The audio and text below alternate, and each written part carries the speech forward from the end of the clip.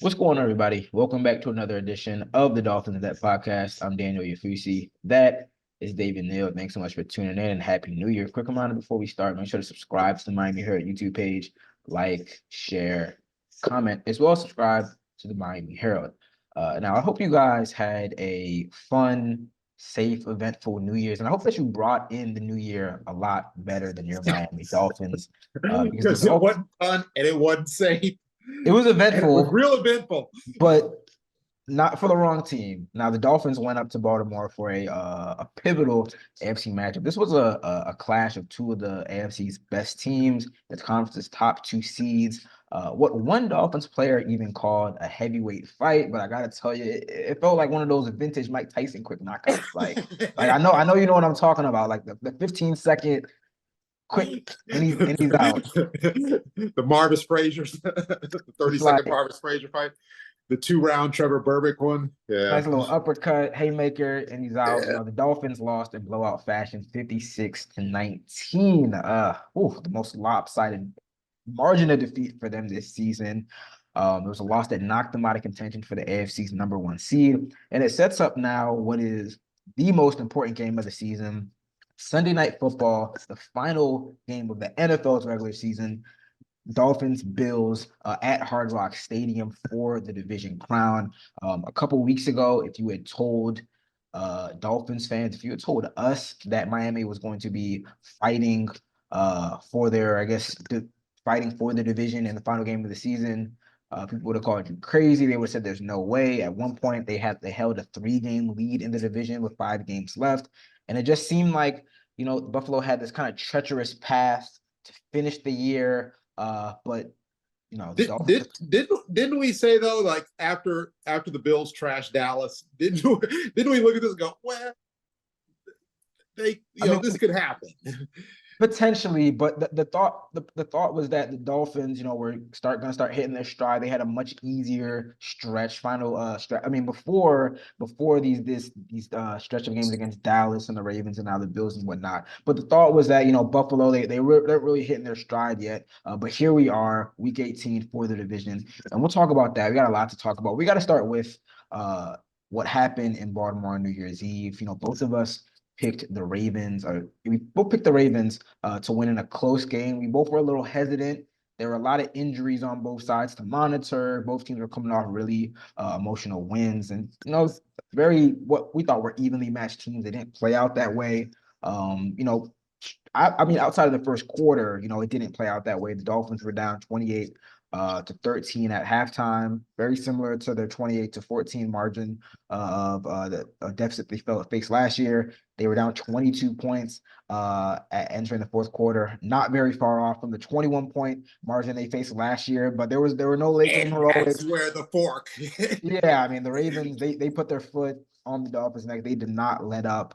And a very discouraging and disappointing loss for the Dolphins, especially this late in the season. For me, when you look at a loss that's this bad, and I think this is the most points the Dolphins have allowed since like the 2020 season, you can't point your finger. You can't point the finger at one player, one side of the ball, one thing. Like this was a thorough beatdown.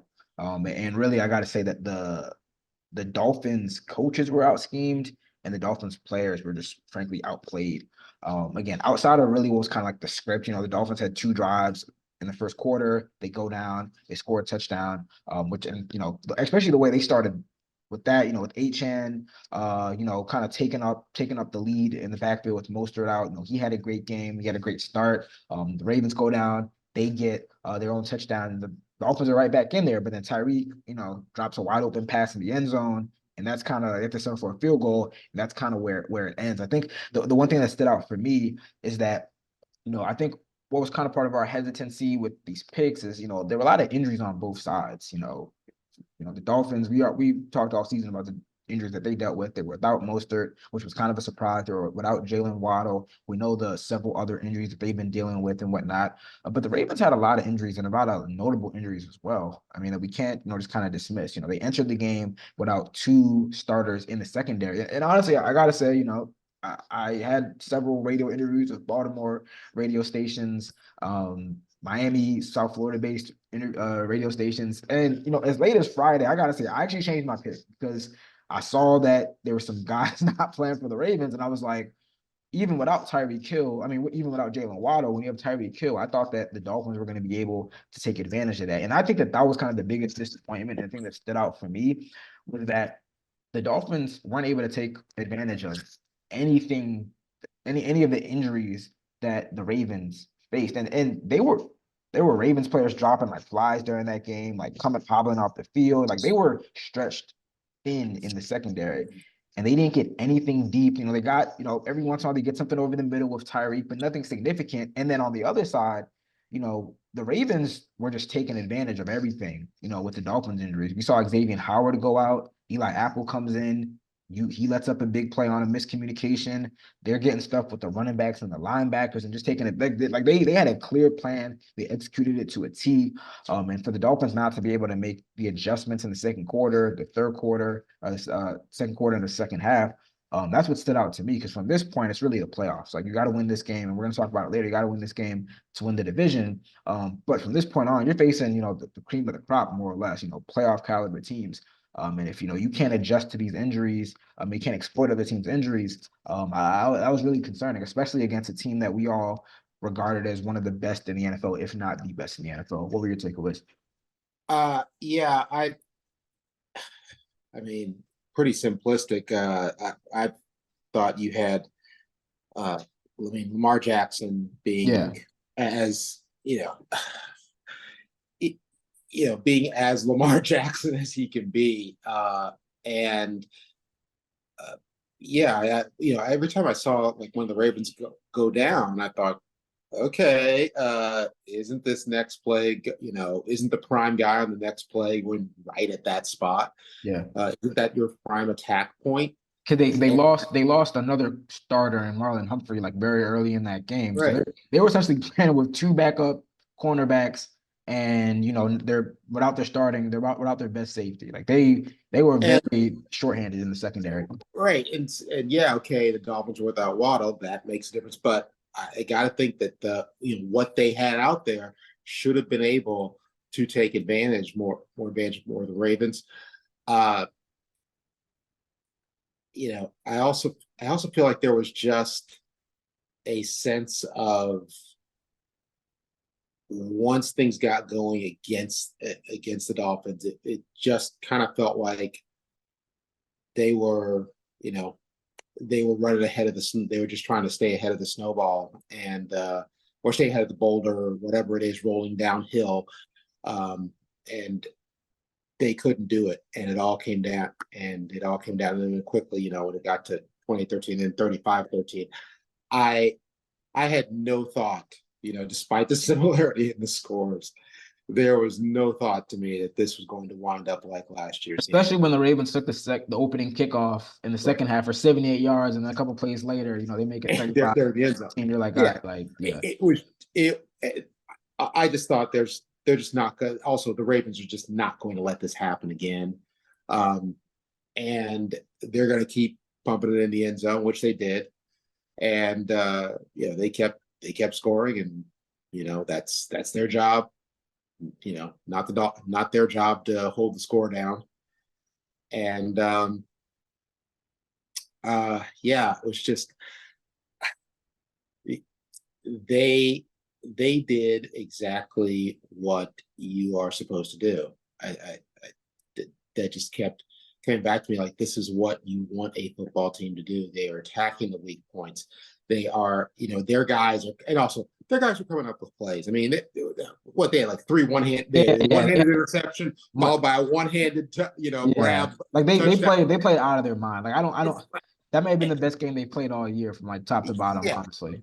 And it's when you get things going like that, that stuff tends to happen, and you just kind of. It's just going to happen. And then at some point, if you're on the other side, or even if you're whichever side you're on, you can tell how the rest of this is going to go.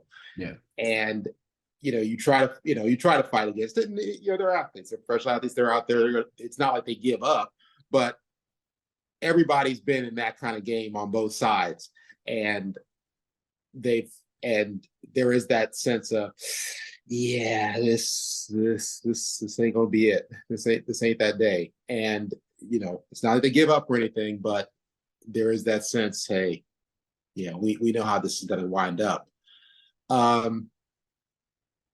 And I think, again, the Dolphins, I think the Ravens definitely wanted to make, they wanted to remove any doubt. Okay. They're the guy, they're the team, they're the men, and you got to beat them to get to the Super Bowl. And also to stamp, hey, we're not just the best in the AFC, we're the best in the NFL. 2 games in 7 days, the 2 strong wins against, the teams that were perceived to be on their level, that says it. And, I just think everything went their way, not out of sheer luck, out of design. And they have a very experienced coaching staff. I think that shows up. They're just, they're a very complete football team right now, playing very well. And the Dolphins shortcomings got shown up again. And so you mentioned something about the experience that I didn't really think of too much, but obviously there's a lot of frustration from fans after a loss like that. And we're gonna get into the big picture and especially talk about the kind of the playoff outlook in the second half.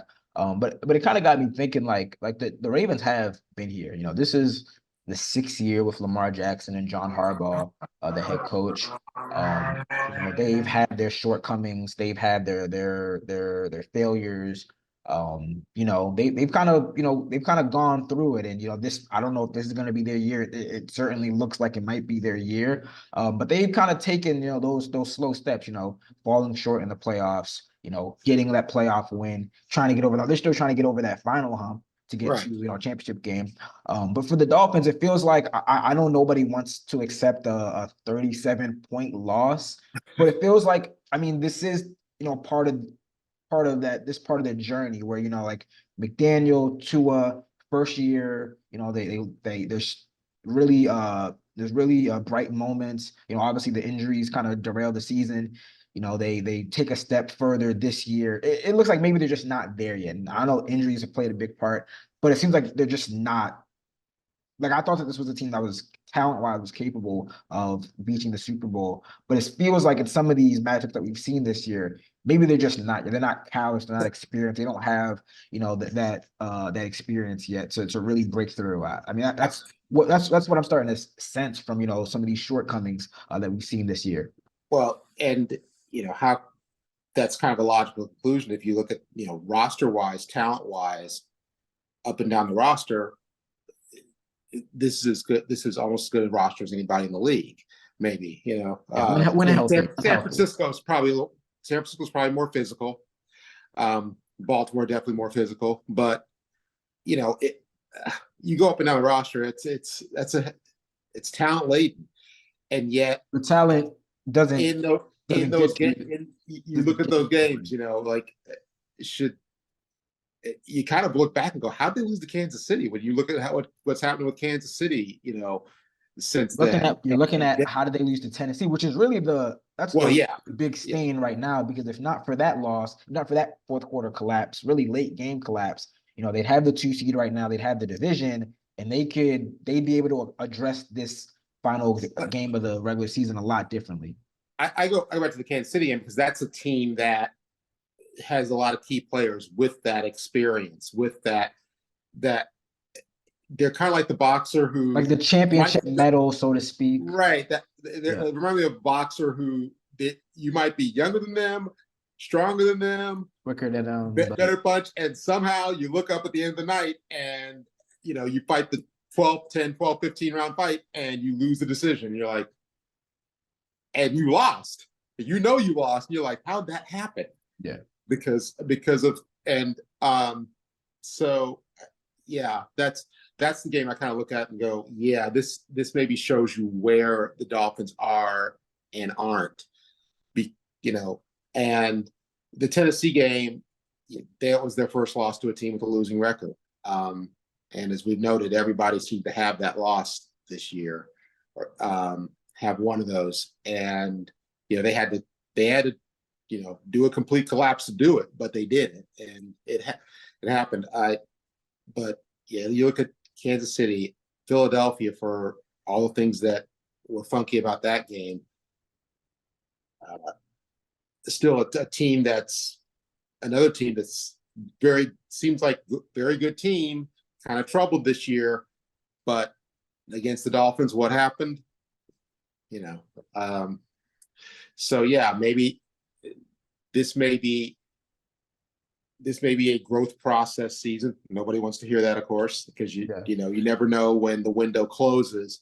But maybe the growth process is the regular season, and something changes up in the playoffs, and they draw upon lessons learned early,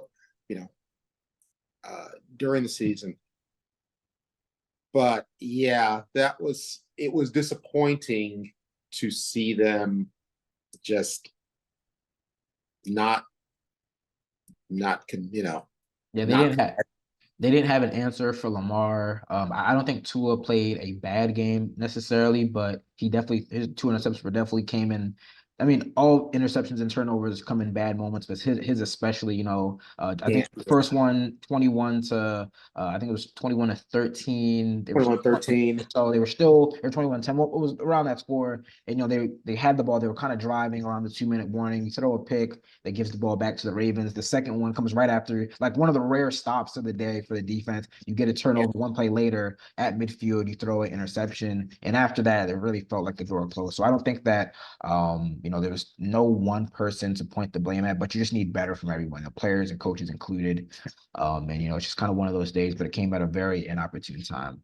The last thing I want to touch on before we take a short break, again, Dolphins didn't just lose the game; they lost some key players. The most significant, outside linebacker Bradley Chubb tore his ACL late in the game with about 3 minutes left, had to be carted off the field. Mike McDaniel confirmed the day after that he's going to be out for the rest of the season with that knee injury.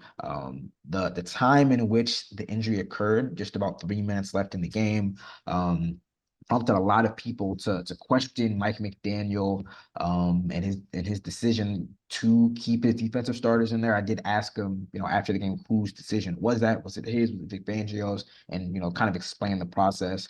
After the game, he said it was his decision. He said that his players wanted to finish the game strong, regardless of the score. The day after, on Monday, when he was asked again, would he change his process in terms of how he handles late game situations when the game is out of reach? On Sunday, he said, of course, he'd like to have a time machine.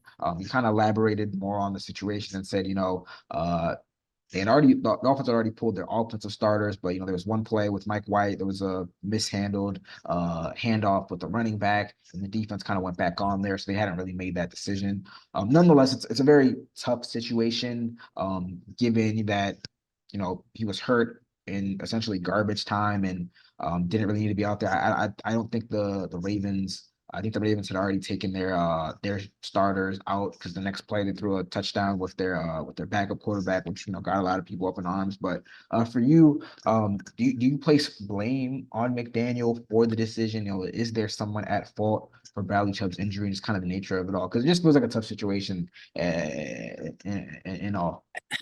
Boy, yeah, you do. I mean, initially, of course, the knee-jerk reaction is, what the heck's he doing in there? This game's done. Why are you guys in there? And then if you either think about it or just know players don't want to be pulled. Players generally don't want to be pulled, even in those situations. They don't want to be yanked. And although if you bench Bradley Chubb, or not bench, you just take him out. At that point, just kind of you have to take out several other people, okay? Because again, players will look at that. Hey, you're out. Yeah, they're thinking, yeah, okay, I'm a key player. There's a part of them that knows, hey, you're a key player. We really don't want you hurt. But there's another part of them that they will involuntarily, they can't help it, think, ah, I'm getting this is, they're pointing a finger at me, that this is on me, and so if you take out Bradley Chubb, you got to take out a few guys and sit everybody down. Yeah, should you? Probably, but yeah, and sometimes you got to save players from themselves. You, you probably should. You should have pulled them out. That it didn't happen, because the player's not going to take themselves out. The players just are not going to take themselves out. Rare is the player who will, say, okay, this game's done, just get me out of here. That is very rare, and it's much rarer than people think. But yeah, if you're right there, you got to kind of say, okay, at some point you have to look up and go, okay, this is done. We're down by 30. It's the fourth quarter. Let's start rotating guys, filtering guys out, rotating guys in, and just calling it a day and living to fight another day, and not taking a chance on something really bad happening, which is what happened. So, yeah, I mean, to one of your points, several defensive players were asked about the situation. Christian Wilkins said, it's a tough situation, but we want to be out there to the end. Deshaun Elliott said, I don't want to get pulled from the game. Like, I want to finish it. Other defensive players that said that. I think you're right. I feel like, as the head coach, Mike McDaniel does have a responsibility to, I guess, have the best interest of his players. And you don't want to lose any player at any time, but you especially don't want to lose it in a time in which the game is out of reach, and you're not necessarily playing for anything. But for me, it's hard to say, like, place like direct blame on Mike McDaniel. Like, like football, like this stuff happens, and it's unfortunate and it's emotional. Mike McDaniel was emotional after it, and I think that the immediate reaction is, again, like, when something goes wrong, when something goes unexpected, the way you don't expect, we have to find somebody to take fault. We have to find accountability. Now, I understand that in most cases, I'm like, yes, there should be accountability. But it just feels a little, I don't know if the word is nearsighted, but it just feels a little too much to place the blame on Mike McDaniel. I think that he'll learn from this. And he said, hey, like, I learn all the time. He's still just in his second year. There's a lot of stuff that we've said that he needs to be better at. I think this is one of those things where, yeah, like, down the line, maybe even already he's thought about it, and he said, hey, maybe next time, I don't need to hear my players out. Like, I just need to kind of make that decision because I know it's what's best for them and it's what's best for the entirety of the team. But again, it's really just more unfortunate than anything, than somebody really deserving blame and needing to be at fault and being held accountable. Obviously, we love to blame. I mean, people love to blame. People hate the idea of stuff stuff happens because, blame is part of the illusion of control. And that said, it is Mike McDaniel's job also, and the entire coaching staff's job, to have a bigger picture look and say, you know what, we're down by 30. It's the fourth quarter. We're not winning this game, or even if at 42-19, whatever. You at some point say, okay, we're not winning this game. Yeah, they were down 49-19 at that point. So right. We're down 30. We're not winning this game. So we have bigger, we're not winning this game. We have bigger responsibility. We got to play for a division next week, and we have the playoffs beyond. We already know we're in the playoffs, so we got to think about that. And and then you act accordingly. So that's part of, and the fact that it is football and these things can happen. That, I mean, Jalen Phillips, if I recall correctly, Jalen Phillips tore his Achilles kind of later in the game when it was already kind of out of, the Dolphins were already really controlling that game. I wouldn't say it was maybe garbage time, but it was late. It was late in the fourth quarter as well. So I mean, it's just very unfortunate. But when when you know the game's over, when you know it's garbage time. Yeah, that's the time to say, okay, let's get the guys out of here that we really are. Let us get our key guys out of there, and you know, because this can happen. And again, yes, that's his job. Did he do it? You know, did he? Should he have? Yeah, probably. Yeah, he should have. But I think a lot of the venom, a lot of the anger, is obviously, you have a significant injury to a key player, and it And happens it happened in a at the 37 point, lopsided, yeah, but lopsided defeat. so that people are, it's like ending an argument with, and you're fat on top of it. You're just, people are just looking to trash it at that point. So yeah. Yeah, tough situation all around. Yeah. I just mentioned Jalen Phillips, injured, on Black Friday. Now the Dolphins lose Bradley Chubb for the rest of the year. So they're gonna have to, win this Week 18 game and make their playoff push without their two pass rushers. That's a very tough task. Obviously we wish the best for Bradley Chubb in his rehab. All right, we're gonna take a short break, but when we come back on the other side of things, the Dolphins have clinched the playoff berth, but they still got a couple permutations that could play out in the final weekend of the regular season. We're going to talk about whether the Dolphins would be better off with the division title, a first round playoff game, or maybe actually starting their playoff journey on the road, as well as discuss and break down this pivotal Week 18 matchup with the Bills. Stay locked with us, and we'll be back soon. What's going on, everybody? Still here on the Dolphins In Depth podcast with Dave and Neil, talking all things Dolphins. Now, the first half, we broke down everything that went wrong, and a lot went wrong in the Dolphins' blowout loss to the Baltimore Ravens. But they've got to look ahead. The Dolphins are headed to the playoffs. However, Week 18 is for all the marbles. They are hosting the Buffalo Bills for the division crown. With the win, it'd be the Dolphins' first AFC East title since 2008. I think I was like 9 years old, 2008. If not, they would start their playoff journey on the road. So this is the difference between, 4 seeds, the number 2 seed, a first round home playoff game, and a 6 seed starting the playoffs on the road, which would be against the Kansas City Chiefs because they are locked into the 3 seed. There are a couple different scenarios in the playoff opponents for the Dolphins if they do beat the Bills in Week 18. And one of those scenarios includes hosting the Bills the following weekend. Just the nature of the kind of uncertainty of the AFC playoff bracket. There's still a lot of stuff at play, a lot of key games. And the NFL kind of like got this perfect because there are scenarios where the Bills could win and be the 2 seed, and scenarios where they could lose and be out of the playoffs entirely.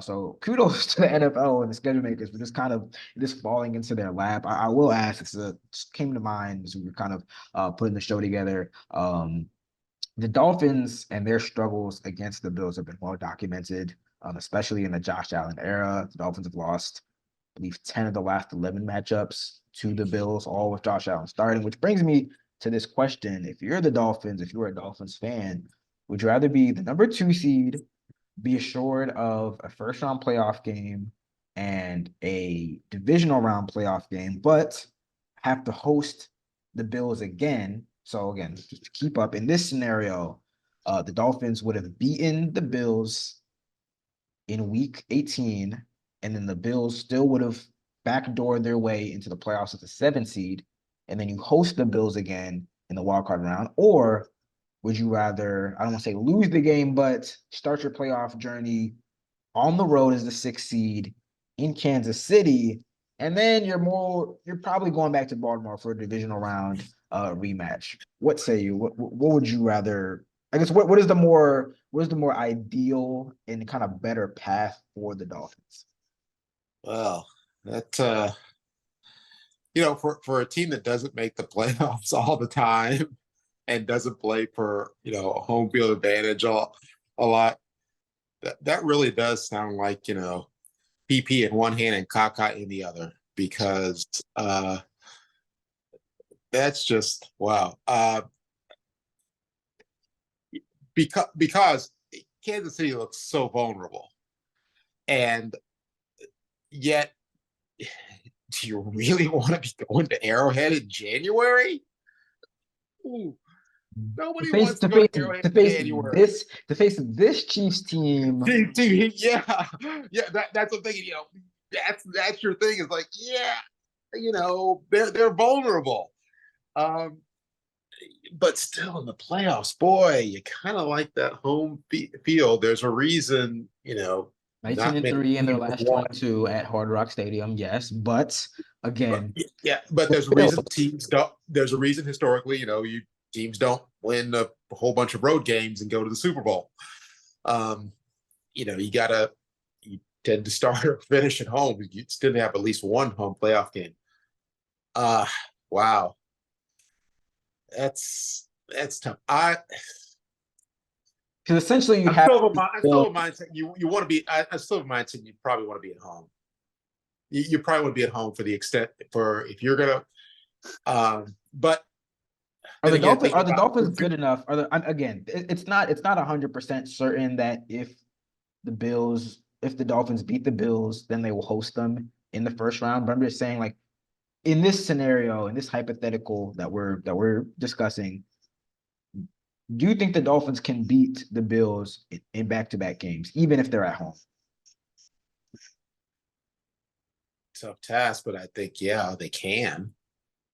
Uh, You think the chances of that are greater than the chances of going on the road to Arrowhead and beating the Chiefs in a first round game? Because for all the struggles that the Dolphins have had on the road, and I brought the subject up to Mike McDaniel, and he kind of disagreed with me, kind of pushed back on the notion that it's a road issue. He thought it was more just kind of like just an execution issue. Um, the matchup to me, even on the road, the Chiefs feel like a better matchup for the Dolphins than the Bills, especially this version. well, I mean, the Bills didn't look well, all that that's great yes, last of week. course, but that's what makes this a discussion. If they weren't a better matchup, we'd all be going, oh hell, hell no, we're not going to Arrowhead in January. But no, that obviously that's what makes it an interesting question. Um, and then it's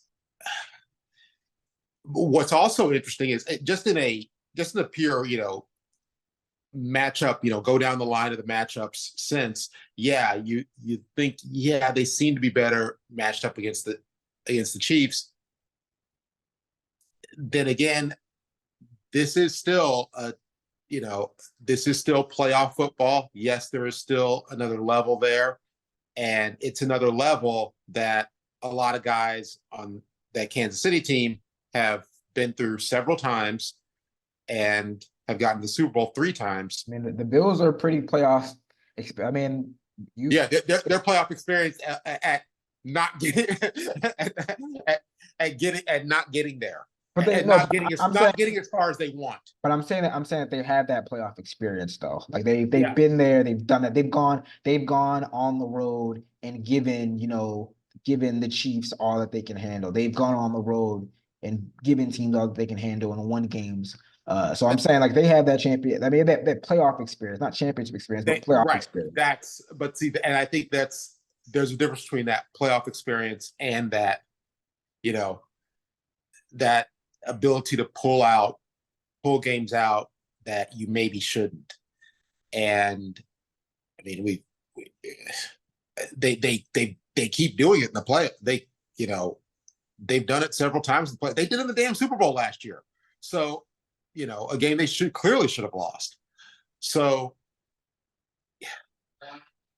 yeah, it's clearly a better matchup for the Dolphins. In a pure, back vacuum test tube player by play, player versus player matchup since go down the line. But So yeah, I want to go down because I want to go through some of the scenarios because again, this is a hypothetical, but I want to go through some of the scenarios that I'm glad our colleague Barry Jackson put together. He's got the number 2 pencil. He did all the breakdowns. So he says if the Dolphins win on Sunday, they'd be the second seed and play host to the Steelers in the first round. If the Steelers win at Baltimore on Saturday night, and keep in mind, Baltimore's already clinched the #1 seed, so they don't have a lot of incentive to play a lot of their starters. And if the Jaguars beat the Titans, and in that scenario, the Bills would be out of the playoffs. So I think Dolphins fans are kind of rooting for that, for Baltimore or for Pittsburgh to beat Baltimore and Jacksonville Oh to beat yeah. the Titans. I think both of those teams are going to be favored. So he goes, if the Dolphins win on Sunday, they'd host Buffalo in the first round. If the Steelers lose to Baltimore, and if Jacksonville beats Tennessee, or if the Steelers win and the Titans beat Jacksonville, I'd say the first of those scenarios is probably more likely, where the Steelers could lose to Baltimore and Jacksonville beats Tennessee.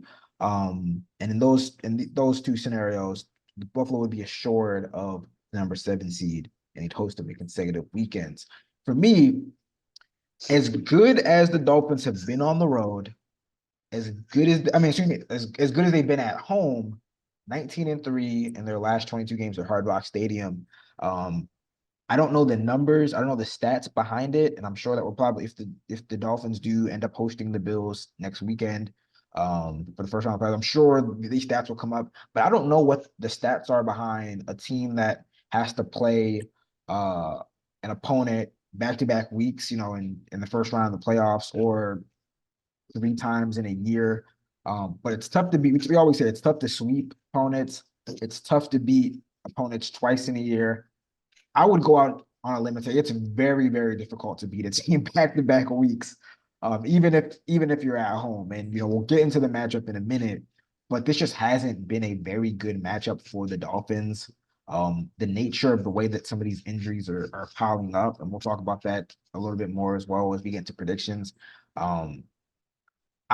Even with home field advantage, that's not a matchup that I want if I'm the Dolphins right now. The way that they are, kind of the nature, the state of the team, and the way that they've matched up with Josh Allen in years past, it's not really a matchup I want. Like going on the road against Chiefs in Arrowhead would be very tough, just because I think we're giving the Chiefs a little bit benefit of the doubt because of their past, but they're not the championship team of last year, and I think that the Dolphins, like I said, they match up a lot better. I mean, shoot, the Dolphins are 3-point underdogs this weekend. I don't think that they'd be that much greater of an underdog on the road, uh, with Kansas City. I honestly kind of it's really weird. I kind of tend to favor that matchup on the road, and I almost kind of tend to favor going back to Baltimore for a rematch in the divisional round, because you've already seen the team and you can make some adjustments. It's not a perfect it's not a perfect matchup, but I feel like I almost like that path compared to, all right, you got to beat, you have to beat Buffalo 2 weeks in a row, albeit at home, to get to the divisional round and then host the second game. Home field advantage is golden, and the Dolphins need the home field advantage as well as any team in the AFC. But if it comes at the expense of needing to beat Buffalo first round, I don't know if that matchup is as favorable and as enticing as facing the Chiefs even on the road. That's where I stand with it. Well, yeah, and that's what makes it an interesting question. I mean, and of course in the playoffs, it's all about matchups. It's all about matchups. It's still different fights make different fights against different fighters. It's the same thing in any kind Styles of make ladder fights. tournament. Any kind of ladder tournament.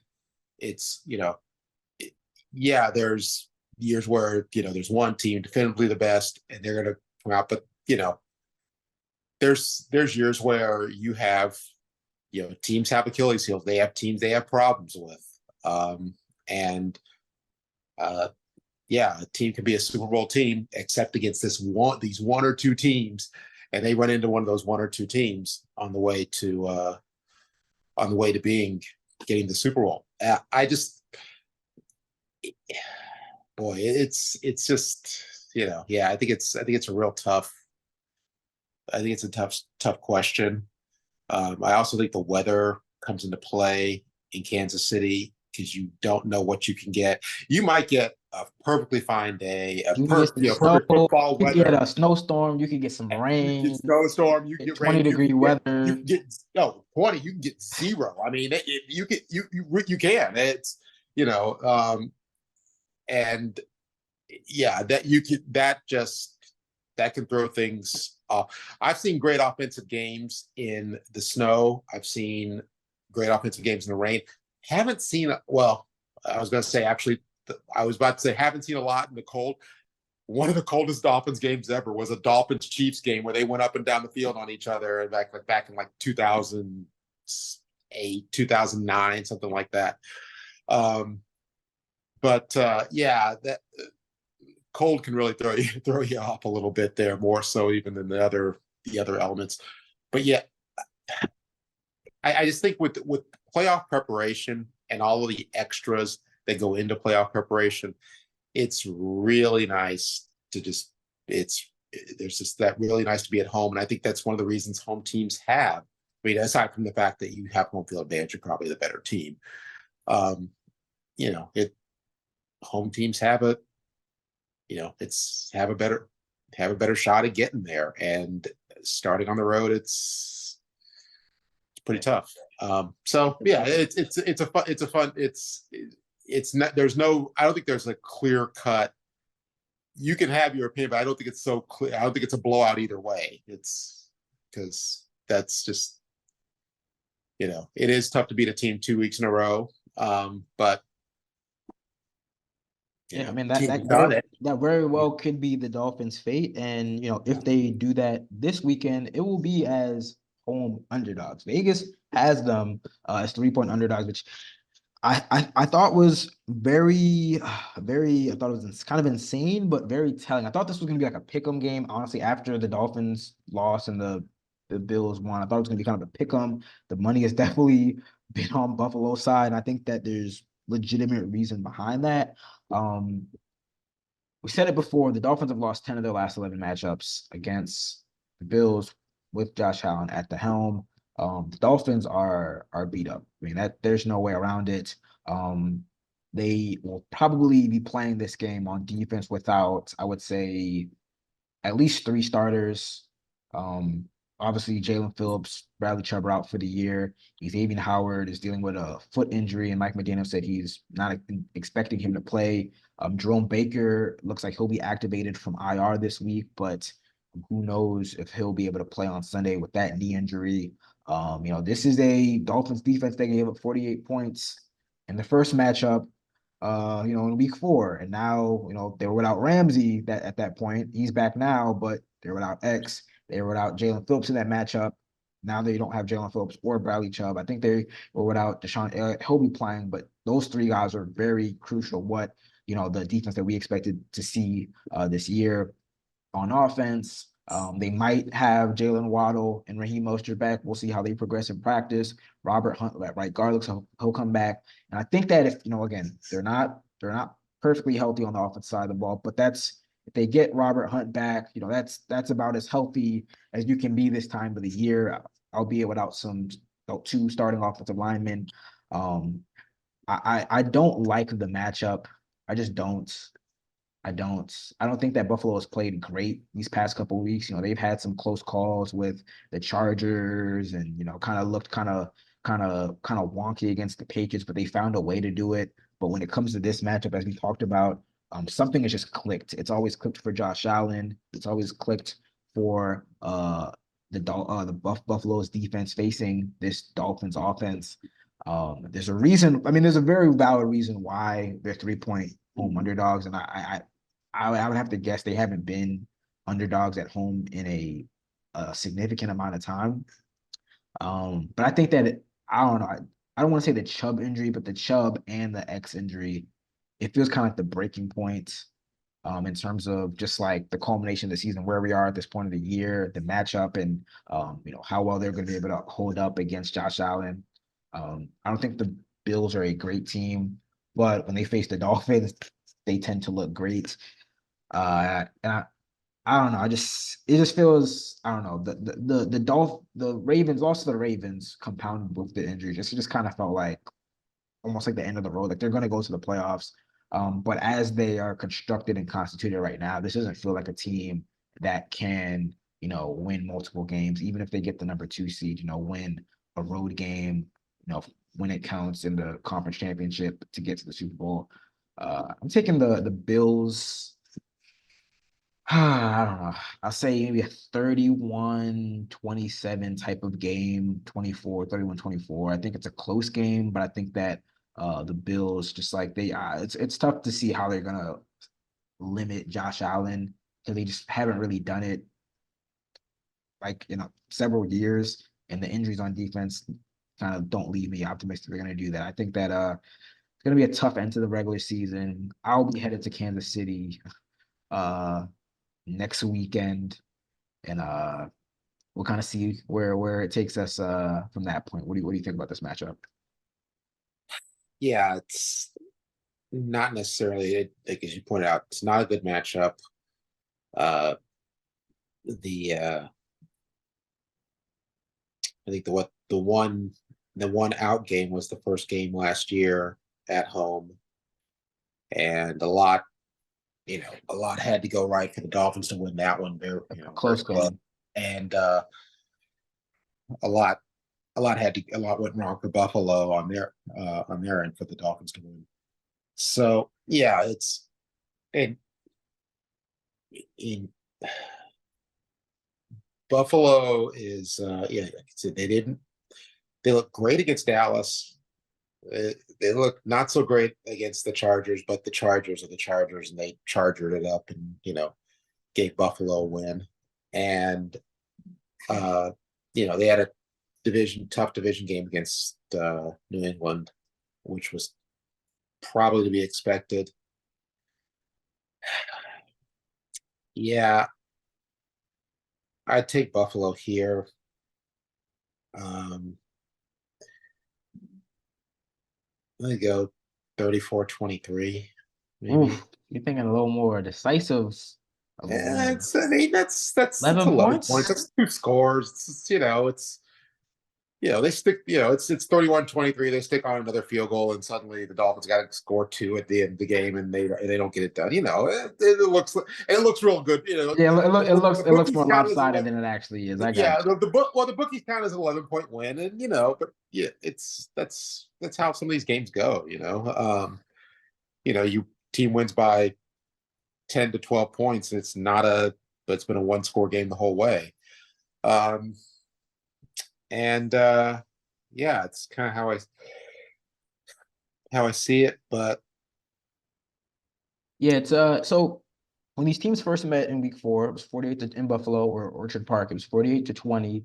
Um, Dolphins were just kind of riding high off of like the 70-point game against the Broncos, and Tua called a very humbling game. He said that I guess my takeaway was that he said that like my takeaway was that they had to make sure because I think we all saw the schedule when it first came out. We said week 18 that's gonna be for something. That's gonna mean something. It's not gonna be a throwaway game in the final game of the season.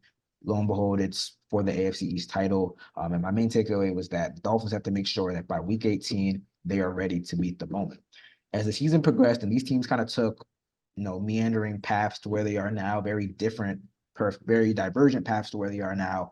Um, the Bills dealt with injuries. They dealt with some significant injuries on defense that I thought were going to kind of derail them. They've turned things around. They've been a pretty good defense this year. The Dolphins have dealt with their injuries as well, and I think that they've managed them very well. But again, at this point in the season, the way that some of these injuries have stacked up for the Dolphins and the matchup and how, I think that those injuries can be exploited. It just feels a little too much at this point, but we'll see. We'll see. This is a moment for the Dolphins to, they're gonna be the underdogs. They're gonna be kind of counted out, so to speak, on Sunday night, even at home. This is an opportunity for them to get what would be a huge win.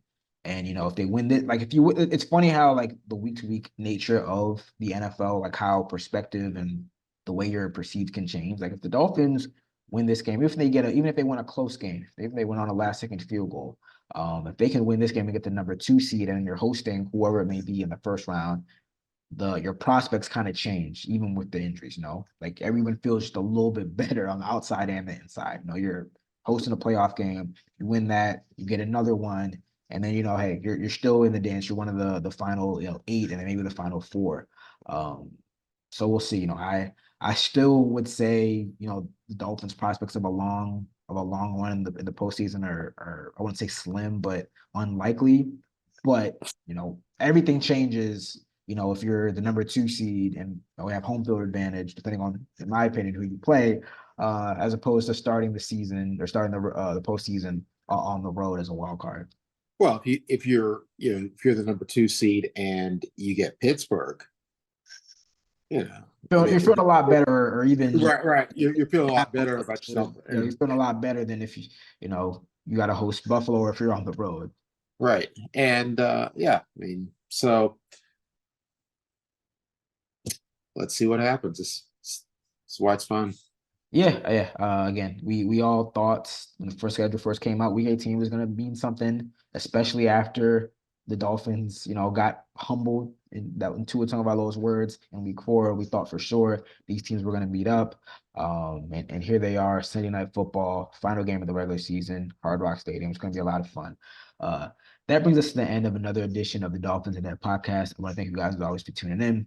Reminder to subscribe to the Miami Herald YouTube page, like, share, comment, as well as subscribe to the Miami Herald. A very big week in Miami Gardens. We're gonna have a ton of injury updates from Tua Tagovailoa to potentially Jerome Baker, Robert Hunt, as well as hear from coaches. How are they flipping the page after the Baltimore loss and looking ahead to Buffalo this Sunday? So definitely stay locked to the Miami Herald. We'll be back next weekend to recap. We'll be back next week to recap another weekend. Yeah. I was gonna say, yeah. David Neal don't always work on the weekend. I don't record on the weekend. Not always. You got some. I work every Sunday, just like you do. Oh, my bad. My bad. I thank you. I stand corrected. I work 8 to 5. Thank you very much. I'm working before you get to the stadium. I stand corrected. And sometimes after that 1 o'clock game ends. So now I stand corrected. It's the hardest working man at the Miami Herald. So I stand corrected. But we will not be recording on the weekend. We'll be back next. No, we will not. We'll be back next week to recap another weekend of Dolphins football. But until then, you guys take care. See you. All right.